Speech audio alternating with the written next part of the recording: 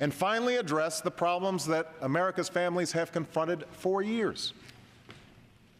We can't afford another so-called economic expansion like the one from the last decade, what some call the lost decade, where jobs grew more slowly than during any prior expansion, where the income of the average American household declined, while the cost of health care and tuition reached record highs, where prosperity was built on a housing bubble and financial speculation.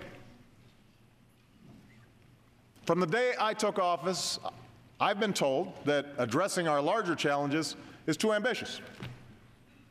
Such an effort would be too contentious. I've been told that our political system is too gridlocked and that we should just put things on hold for a while. For those who make these claims, I have one simple question. How long should we wait? How long should America put its future on hold? You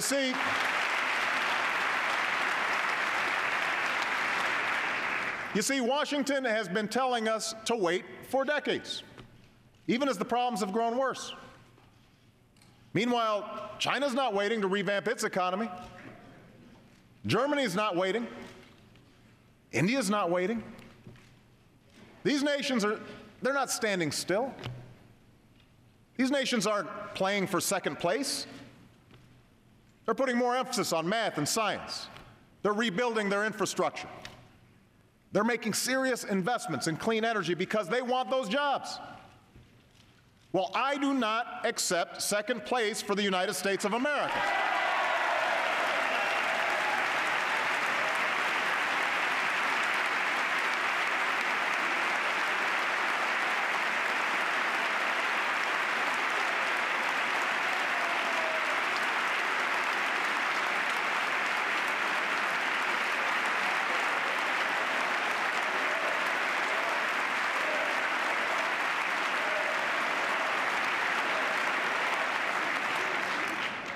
As hard as it may be, as uncomfortable and contentious as the debates may become, it's time to get serious about fixing the problems that are hampering our growth. Now, one place to start is serious financial reform. Look, I am not interested in punishing banks. I'm interested in protecting our economy. A strong, healthy financial market makes it possible for businesses to access credit and create new jobs. It channels the savings of families into investments that raise incomes. But that can only happen if we guard against the same recklessness that nearly brought down our entire economy. We need to make sure consumers and middle-class families have the information they need to make financial decisions. We can't allow financial institutions, including those that take your deposits, to take risks that threaten the whole economy. Now, the House has already passed financial reform with many of these changes. And the lobbyists are trying to kill it. Well, we cannot let them win this fight. And if the bill that ends up on my desk does not meet the test of real reform, I will send it back until we get it right. We've got to get it right.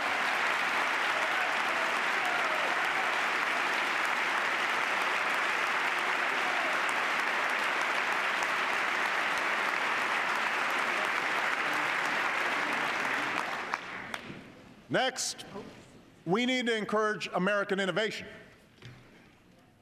Last year, we made the largest investment in basic research funding in history. An investment that could lead to the world's cheapest solar cells, or treatment that kills cancer cells but leaves healthy ones untouched. And no area is more ripe for such innovation than energy. You can see the results of last year's investments in clean energy. In the North Carolina company that will create 1,200 jobs nationwide helping to make advanced batteries, or in the California business that will put 1,000 people to work making solar panels. But to create more of these clean energy jobs, we need more production, more efficiency, more incentives. And that means building a new generation of safe, clean nuclear power plants in this country.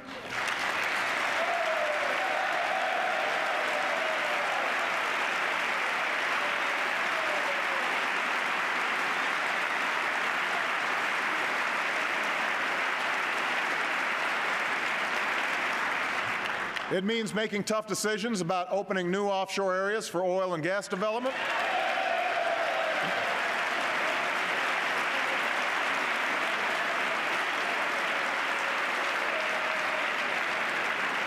It means continued investment in advanced biofuels and clean coal technologies.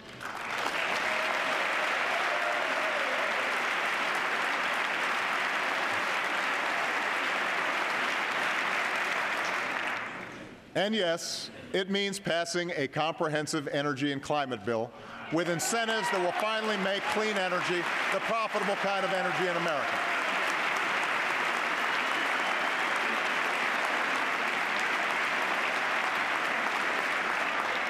I'm grateful to the House for passing such a bill last year. And this year I'm eager to help advance the bipartisan effort in the Senate. I know there have been questions about whether we can afford such changes in a tough economy. I know that there are those who disagree with the overwhelming scientific evidence on climate change. But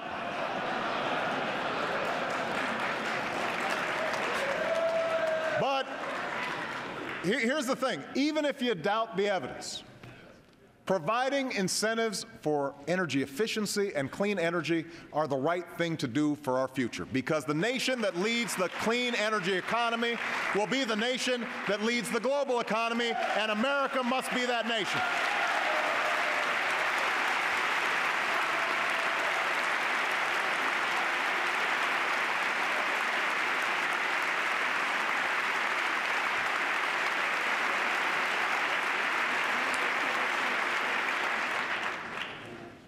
Third, we need to export more of our goods.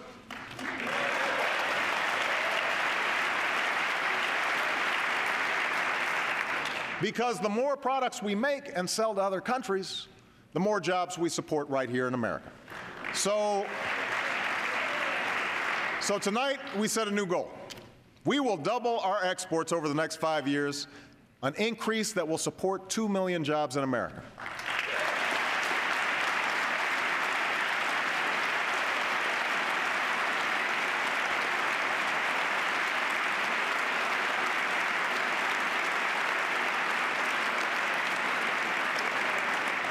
To help meet this goal, we're launching a national export initiative that will help farmers and small businesses increase their exports and reform export controls consistent with national security. We have to seek new markets aggressively, just as our competitors are. If America sits on the sidelines while other nations sign trade deals, we will lose the chance to create jobs on our shores.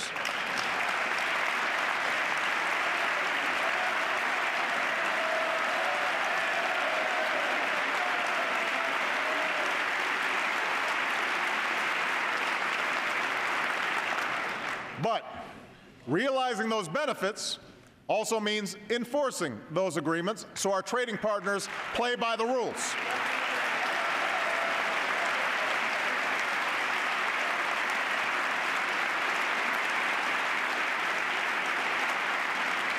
And that's why we'll continue to shape a Doha trade agreement that opens global markets, and why we will strengthen our trade relations in Asia and with key partners like South Korea and Panama and Colombia.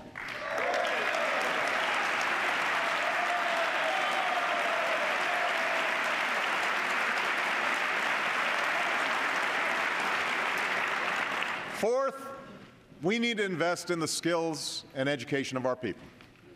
Now, this year, we've broken through the stalemate between left and right by launching a national competition to improve our schools. And the idea here is simple.